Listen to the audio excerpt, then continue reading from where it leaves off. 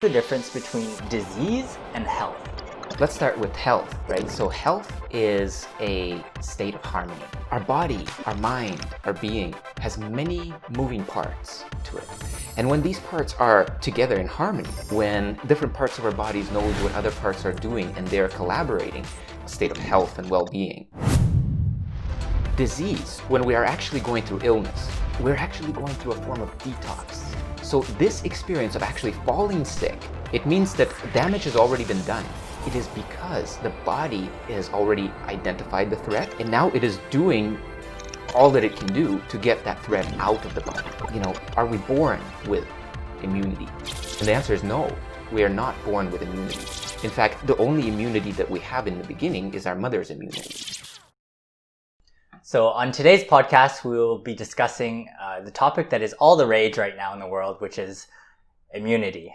We're talking about viral threats, diseases, how we can protect our immune system today.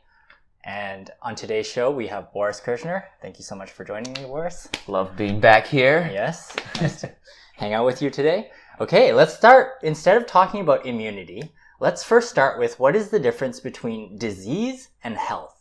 Nice. Yeah, so let's start with health, right? So health is a state of harmony. Health is when, and harmony, you know, let's actually look into this word because harmony is typically applied to music, right? It's the harmonics. It means that things are coming together in such a way that they are supporting each other and not interfering with each other. So the opposite of harmony is disharmony, which means it's like a discord. And where we get the chords is we get the chords again from music. So when there's discord, what that means is that there's interference happening. So our body, our mind, our being has many moving parts to it. And when these parts are together in harmony, when they harmonize, when they are efficiently in support of each other, when different parts of our bodies knows what other parts are doing and they're collaborating, then we have harmony. And then we have a state of health and well-being. And when we go into disease, the word disease is, you know, as we know, is a lack of ease. There's no ease. Why is there no ease? Because there's friction.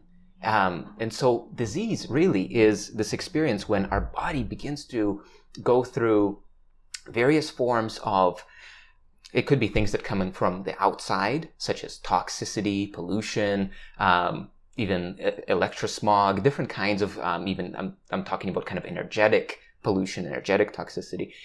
Or it could be things like stress, and that creates internal toxicity because the body starts to release stress hormones, which have various beneficial effects and also various detrimental effects for the body.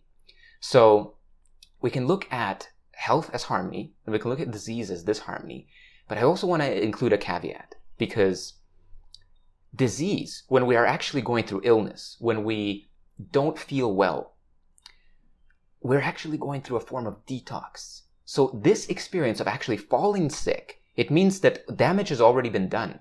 And the only reason that your body is now acting out and you're feeling fever and you're feeling all kinds of mucus coming out of you, it is because the body has already identified the threat, one, and now it is doing all that it can do to get that threat out of the body. So this whole, you know, the experience of falling ill, we can better contextualize it as a healing crisis because healing is happening. If the healing was not happening, you would have no symptoms. You could still have the disease inside of you, but you would feel fine.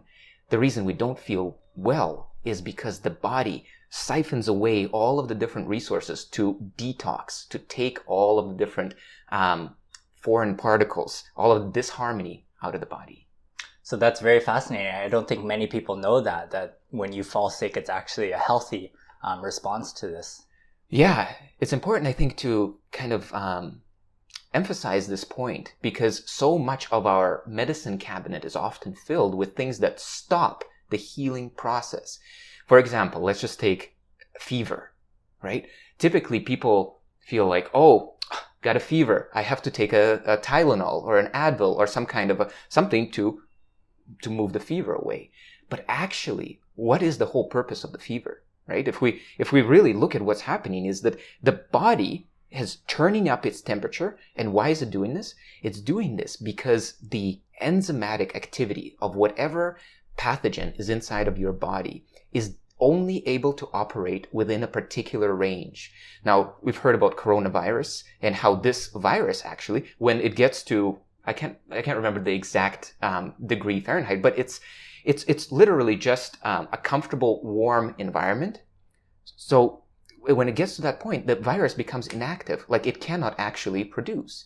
So what we see in the body with the response of fever is actually the body creating an environment in which the bacteria or the whatever the pathogen may be, fungus, parasite, whatever, is basically disabled. It's just like if you were running a marathon, but instead of you, let's say, just being in your regular training outfit, we put parkas on you, heavy coats, and now you're running, and now it's so hot in there. Your performance compared to somebody who is not in a parka on this marathon would be completely, would be significantly down even from your own best, and also when we compare it. So that's what the body is doing.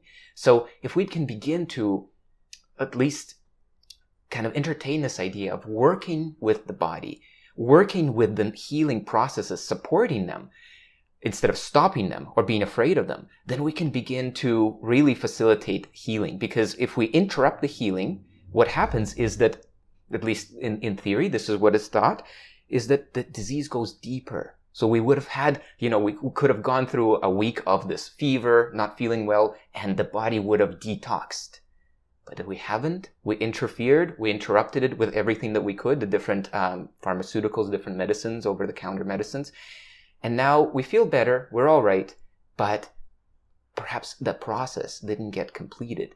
And this is what is often kind of entertained in the holistic health space, is how do we work with the body instead of forcing the body into states that we want or think are the right states for it.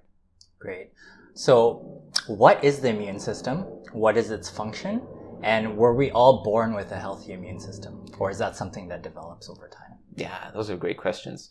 So the immune system is basically I want to split it into two parts. One part, let's think about it as our immigration service.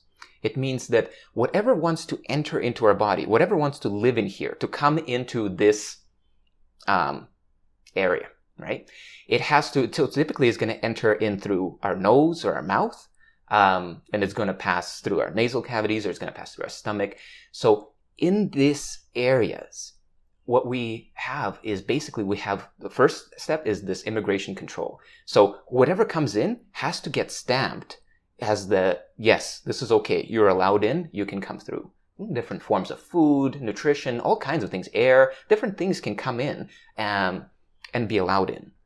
And then we have things that are tagged as invaders.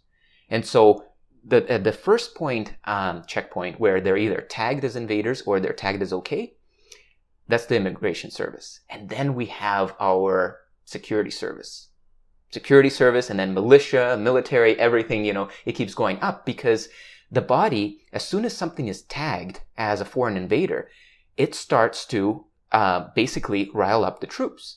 And the troops go out and they look for the tag.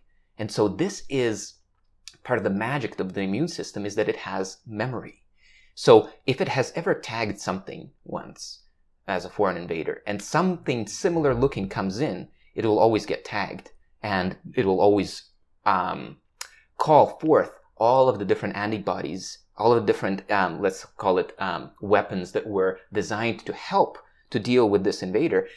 They are already there. They're just called up from the storehouse. Everybody gets equipped, and they're dealing with that particular disease or that particular pathogen. Got it. So what determines if somebody is healthy versus unhealthy? Do they both tag external diseases or viruses in the same way, or does a healthy person's system tag it and their response is different? Does that make sense? Yeah, so there could be many variations to why and how somebody can stay healthy or unhealthy. And it kind of goes back to your earlier question, which I don't think I fully elaborated on, which is, are we born with immunity? And the answer is no. We are not born with immunity. In fact, the only immunity that we have in the beginning is our mother's immunity. So to that degree, there's certain kind of cofactors, there's certain immunoglobulins that are passed on through our mom, especially through the mother's milk. Very, very strong immunoprotective properties. But we don't develop our own immune system until we begin to interface with the world, until we begin to interface with the different pathogens, different things. As you know, babies crawling around on the floor, on the ground, they're putting dirt in their mouth, they're putting all kinds of different things. And from a certain point of view that we have developed in our culture, we say, no, you shouldn't do that. Let's keep the baby as clean as possible. But this is actually what is thought to be responsible for this whole slew of basically chronic diseases.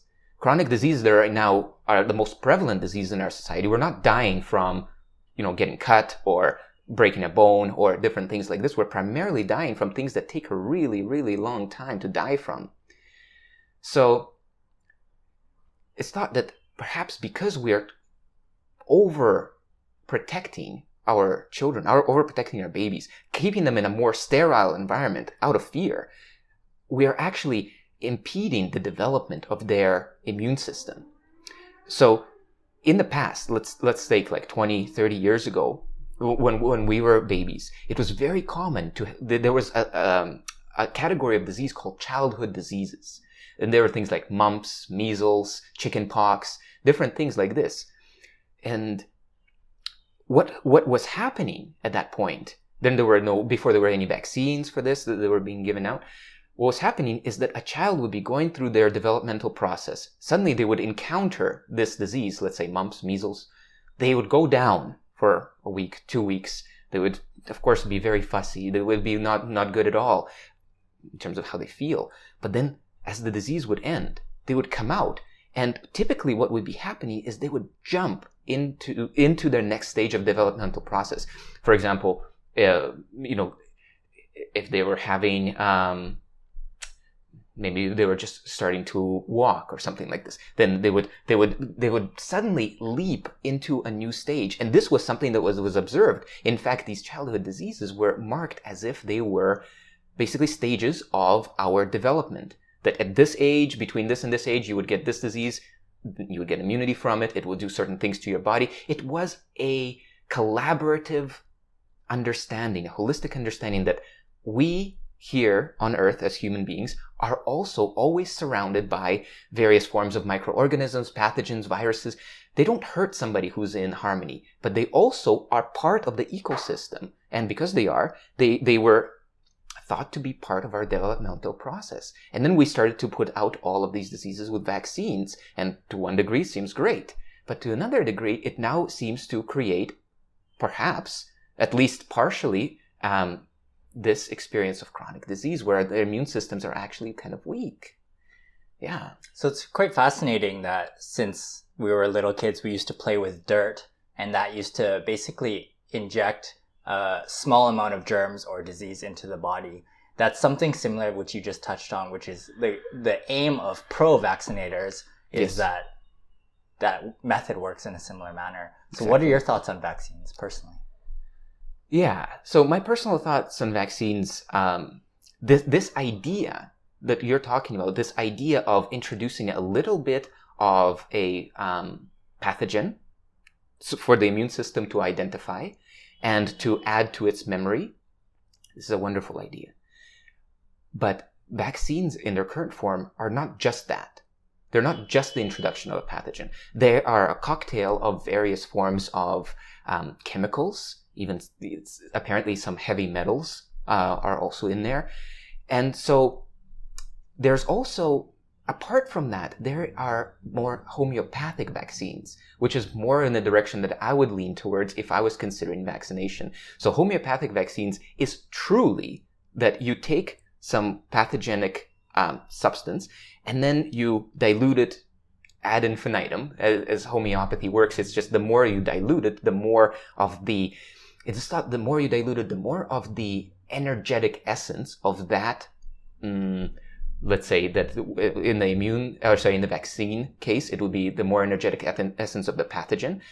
Or if it's something beneficial, the more of the energetic essence of, let's say, any nutrient you can also download, let's say, through frequency. And that's the whole idea of homeopathy, is that you take the frequency of something and introduce it to the body, because the body is all frequency. As we talked about in the beginning, health is harmony. Harmony of what? Harmony of the frequency that your body emanates. And it is always, every organ system, every part of the body has its own natural resonance. This is the scientific word for it, the natural resonance frequency.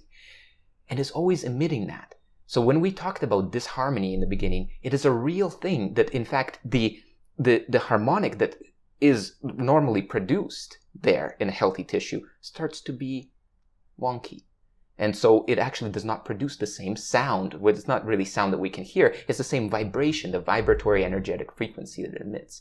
So my general take on vaccines is that, of course, it is great to introduce something to your body for it to learn. But if we were to also, again, look at some of the alternatives that are available that seem to be much less harmful overall to our body, then I would definitely consider those alternatives.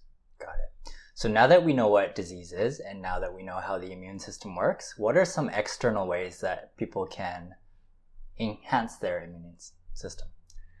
Some external ways, you mean like how can we use our environment and also things that we can eat? Supplements. Yes. Yeah. Mm-hmm. So the immune system is basically made up of the native cell of the immune system is the white blood cell. And there's many different forms of these white blood cells. So if we are going to think about how can we support our body's immunity, we would think about, okay, what kind of nutrition to provide, what kind of building blocks to provide, what kind of environment. Let's say, so there's the building blocks, there's the environment, and then there's also information. Okay, so let's break it down. Building blocks, this is food, right? So this is what kind of vitamins, what kind of basically nutrients that we have, and what kind of nutrients are we deficient in. So some very important nutrients for our immune system is, of course, like vitamin C, vitamin D, zinc. These are basic macronutrients that are, micronutrients that are essential for the immune system to be able to develop the kind of antibodies that it needs. These are essential building blocks. There's other building blocks that are very important. For example, fatty acids. Fatty acids are incredibly important because they make up the cell wall within all the cells of our body. Cell wall is what keeps the integrity of our cells intact. Let's take, for example, a viral infection. A virus is not alive. It can't do anything to you. So the only way that the virus has any negative impact on you is if it actually penetrates your cell.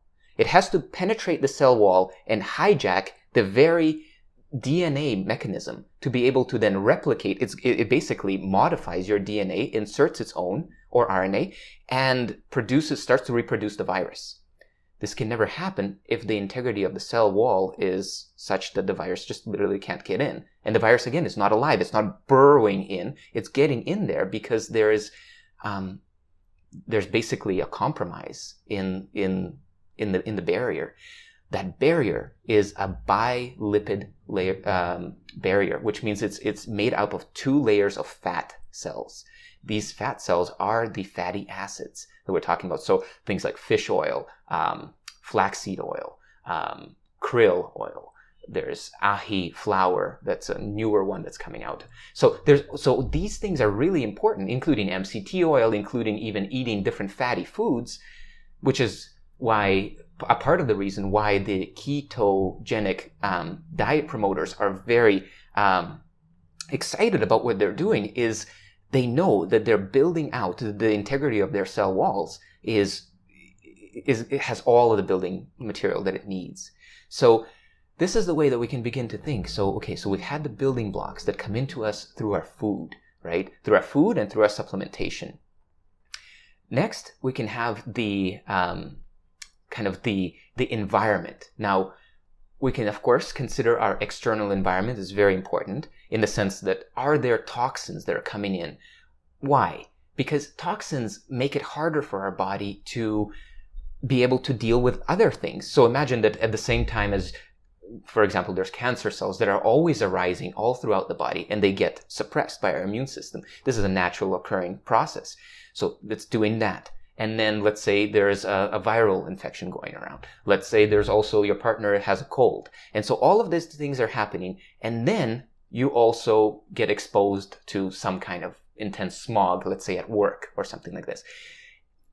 We need to think about the immune system as a living organism. So the more load that you put on it, and then imagine that you come home and your partner who's sick is also very upset at you, and then you get into a fight, and now you have stress going on. So you have just set yourself up into such an overload that it will be amazing if your immune system was able to fight all of that off.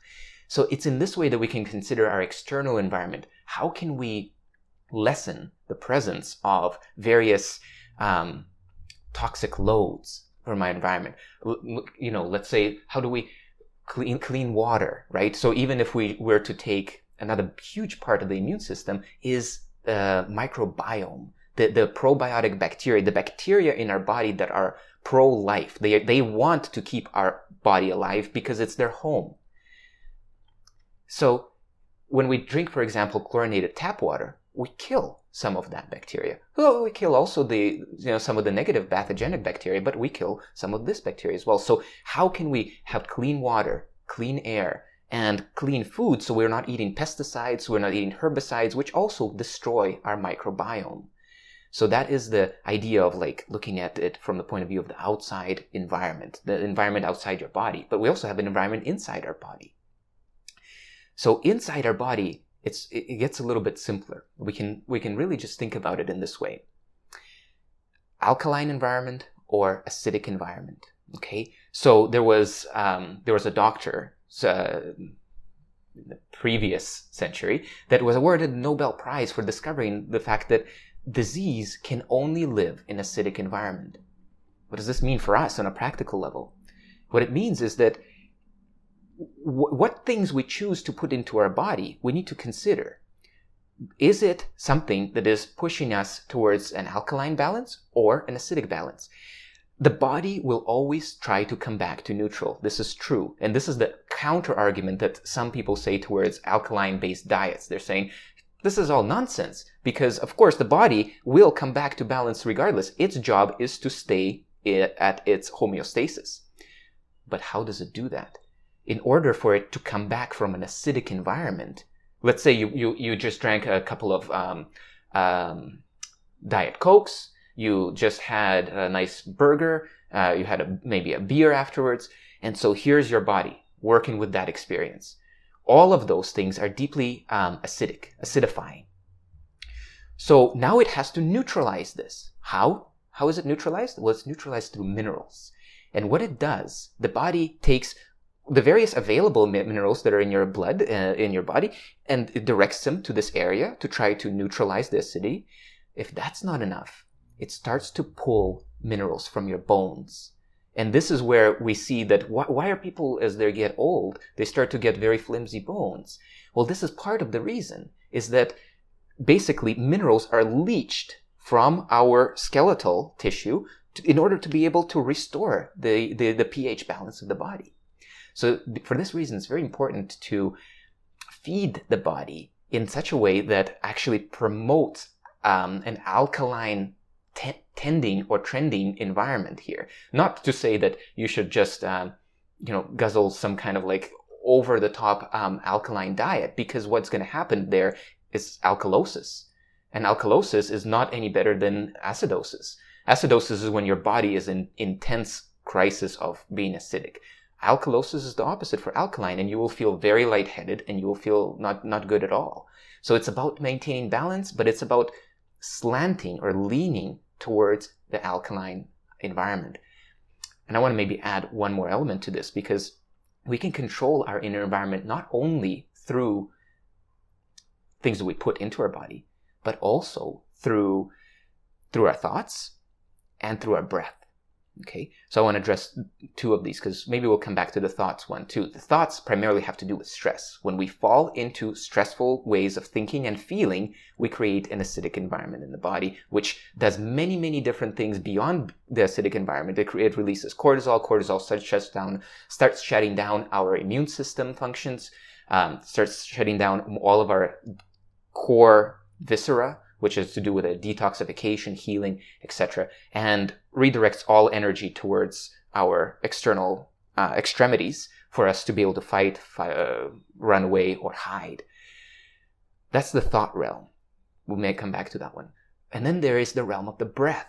So, for example, did you know that carbon dioxide is alkalizing, right? So carbon dioxide is, typically we think, oh, okay, so yeah, it's a waste product. We don't want it. But actually, the more carbon dioxide we have in our body, the more carbon dioxide we can tolerate. What it does is first of all, it opens up our blood vessels. It helps blood and oxygenation actually reach with way greater ease to all parts of our body, including our brain. So, but beyond this, it is also doing, it's alkalizing the body. So every time that you can do a practice that helps you to build up your store, let's say, of carbon dioxide, you are alkalizing the body. And if you are going to do this as a daily practice, well, then that means that on a daily basis, you are flushing your body with an alkalizing elixir that is simply derived from how you breathe. And in order to do that, with just a basic exercise is you just kind of sit down, just like what we are doing right now. And on your regular breath, you just exhale at one point. And then you take your phone and you have your little stopwatch on there and you click go, start. And you just see how long you can hold it. You will feel the air hunger. You will feel the desire to breathe. And then you hold it a little bit more until you feel like, oh, I just have to. Okay, and then you click pause, new lap, and you take a breath in. But don't gasp the breath in, because that will then force you to blow out all the carbon dioxide that you just accumulated. So you take a breath in gently and slowly, and then you take the breath out also very gently and even more slowly. And this really helps you to lock in some of that carbon dioxide. And I would suggest doing this like 3 rounds. So just 3 rounds of what we just talked about. And this will take you maybe 5 minutes, but it's such a powerful practice. And each time you will notice as you practice, you can hold longer and longer and longer. And what this means is that your body is now able to tolerate more and more carbon dioxide, which means that it's creating more and more of an alkaline environment. So this is the inner environment, the things that we can do to support the immune system from within ourselves, as we saw through our thoughts and through our breath. And the last one that I talked about, that I mentioned in the beginning, is information. Information also in 2 ways. And this is where I wanted to maybe come back to the thoughts. So our perception of what's happening around us, what kind of world we live in, what kind of life I have. You know, and just to clarify, it's not that our perception is accurate. It is never accurate. You may say, well, obviously I have a crappy life. My wife left me, I lost my job, and all of this stuff is happening. Okay, yes. But in the same exact place, you can also find a perception of your life that's a little bit better. Maybe you say, yes, all these things happen, but at least still I have my home. Many people don't have a home. I have my health. Okay, and I have possibility. I also have that dream. What is that dream that I used to really dream about that I never got around to? You know, and so there are ways for us to open up our perception. We have to understand that it is the mind that informs the body, that gives the body its information about what is happening. And the body is listening to the mind like the mind is God. It is never going to question the mind. If you say this is a bad day, your body will act like it's a bad day. If you say that this environment is horrible for you, it's toxic, you hate it, your body will respond like that.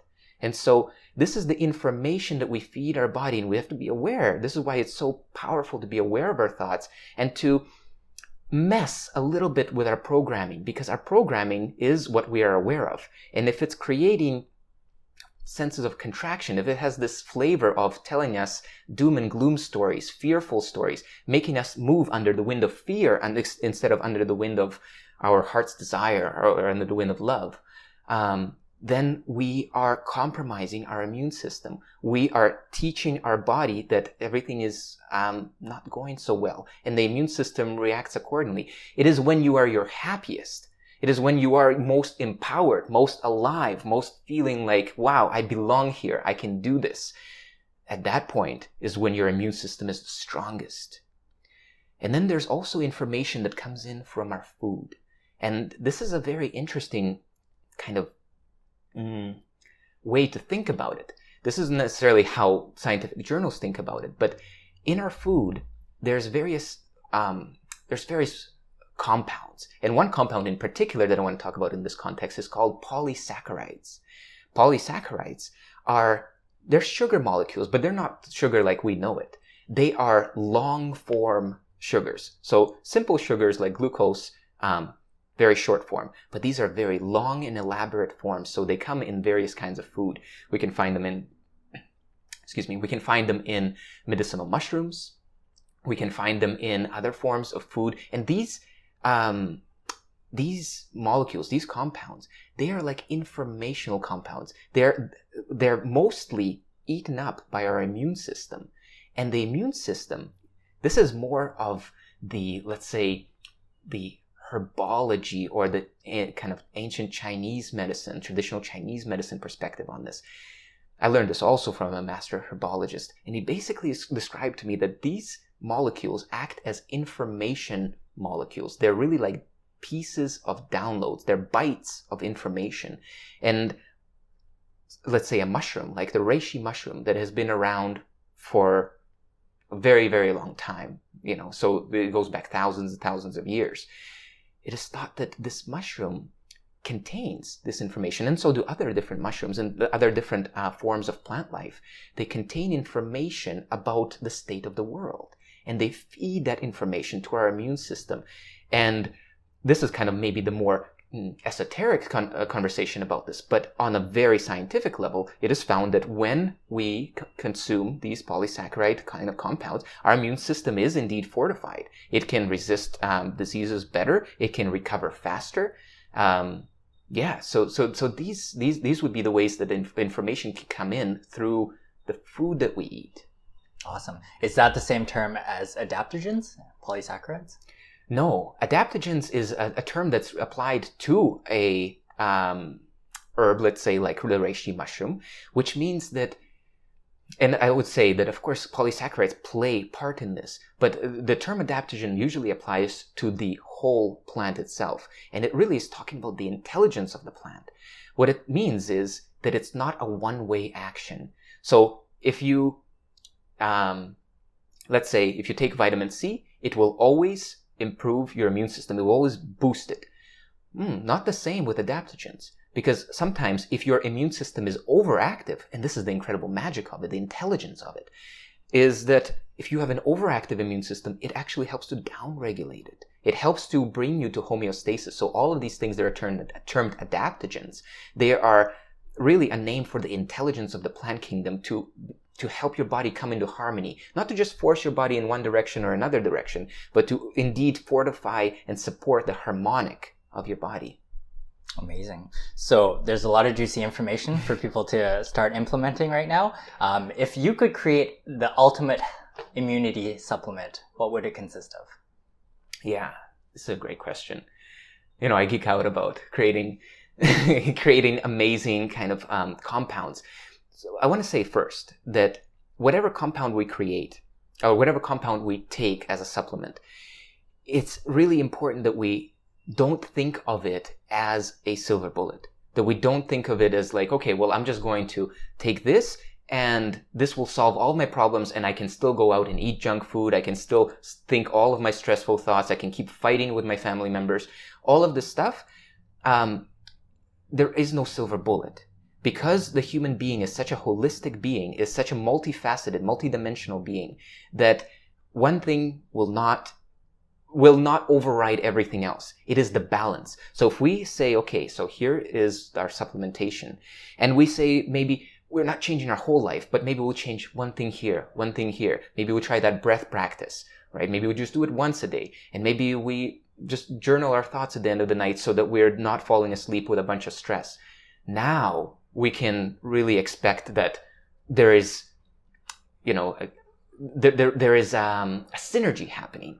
There's a possibility of this supplement taking a stronghold. It's almost like we really want to think about our body as a garden, right? And the soil has to be fertile, but not just fertile for weeds, fertile for the specific, let's say, plants that we want to grow there. Sometimes maybe we want to grow an apple tree, maybe we want to grow kale, right? And so we need to make sure that the environment is up to par, okay? So with that caveat, yes. So there's I would say that there's two categories of immune supplementation that I would focus on. One would contain the basic building blocks that we talked about in the beginning. Basic building blocks are things like zinc, like vitamin C, like vitamin D, like some of the B vitamins. So those things that we know are necessary for the immune system to be able to move and function. It's almost like oil for the car, right? So it has to be able to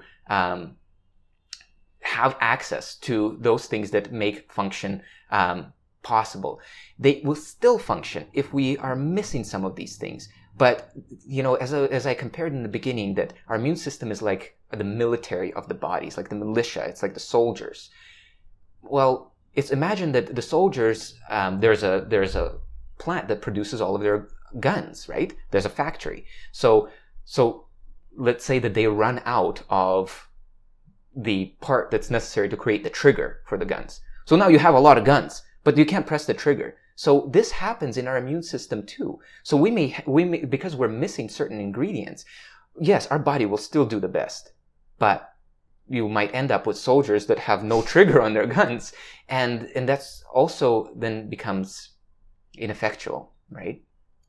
So one category of supplements must include the very basic building blocks of what's necessary for our immune system to be able to build their antibodies. And of course, parallel to that is, and this could be in supplementation form, it could be in our diet, but of course, what we mentioned earlier is amino acids.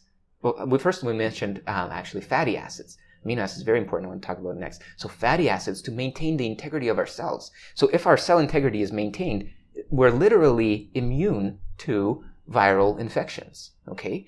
So that's one. And then the amino acids are also very necessary, because what are our antibodies? What are the white blood cells? They are proteins. They are proteins. So because they're proteins, we must make sure that we have the sufficient amount of these building blocks in our diet or supplementation to be able to foster the integrity, the structural integrity of our immune system. And on the other hand, the second category is the category of what you actually mentioned, is the adaptogens. Can we get those ingredients, such as the different medicinal mushrooms, reishi mushrooms, lion's mane, chaga, turkey tail, can we get these kind of compounds together to be able to educate our immune system? I like to think about this, the immune system is not only educated by vaccines, and not only educated by getting really, really sick, it also can read books. And it reads the books of these ancient plants that have been around for a really long time, and basically downloads and starts to understand. It's not the same as a vaccine, but it is a different form of basically informing the body. Sometimes also the plant kingdom, because it precedes the animal kingdom and the human expression by many, many thousands of years or millennia, depending on your belief systems. So what it does is, from that point of view, we can consider that we are learning from our elders. They are living intelligent beings. And as we consume the compounds that they create, we are informing our bodies with the intelligence of nature to help us, again, to bring us back into harmony. Beautiful. And you have a supplement coming out. Is that correct? That's right. And you also have a course on immunity, which you'll be diving in. You want to touch on the course? Great. Yeah. So the course I'm very excited about. The course is going to include some of these things that we talked about, such as, being able to learn how to breathe in such a way that fortifies your immune system, learning to think in such a way, and really learning how you can inform your body through food and through supplementation and through your environment, what you expose yourself to, so that your immune system is bolstered. The whole point of this course is to help whoever's studying this course to feel confident about being here, to feel confident about being on the planet, to feel confident they can step out of their house. Because even more so than whatever we have within our bodies, whether we're deficient or non-deficient, even more important than that is our perception, our mind. And so when a person feels like they don't know whether they're safe or not, they have this doubt, they are basically fostering within themselves the likelihood for a disease, because they're informing their body that maybe you'll get sick, maybe there's a lot of danger, and the body says, yes, there's a lot of danger, yes, I might get sick. And so the whole purpose of this course is to empower the students to be able to see, wow, no, indeed, this is how it works. I can understand this in a very basic, very digestible way. I can understand, okay, so acidic environment, alkaline environment, what can I do? And to be able to then feel confident about being in the world. And this is the next layer of immunity. When you know about how your body operates, you know that you are doing all of the best things that you can do. Well, now you say, oh, I've done all that I can do. And then this is it, right? And then you can walk out there more confident, more prepared, more aligned with that sense of I can handle it, right? And what I just want to say here, the difference between stress and non-stress is in that sentence. It's like if you believe that you can't handle something, your body responds with stress hormones. And if you believe that you can, it doesn't. And this is as basic, as it gets. So that's the immune course. And the two supplements that we're going to have coming out is this 2-step system. So step 1 is going to be focused on providing all of those essential building blocks like we talked about, the vitamin C, zinc, etc. And the second one is a complex of 10 different mushroom strains, extracts of medicinal mushrooms, and they're basically together in this holistic harmony to be able to impact all of the different systems of the body. So we call it multi-system defense because it's affecting and benefiting our central nervous system, our brain, our cognitive function. It's, of course, benefiting our immune system from multiple directions, from the lungs, from the cardiovascular point of view, from the white blood cell point of view. And it is so rich and packed with antioxidants, which are protecting the integrity of our cells and protecting the integrity of our immune system. Pleasure, Boris. Thank you so much. A lot of amazing information that you guys should take away. Make sure that you keep your mind healthy and make sure you're taking in the right foods and that your environment is really in a non-stress state. I think that's a really big takeaway. So yeah, thank you guys so much. And cheers. See you guys next time. Thank you. Bye.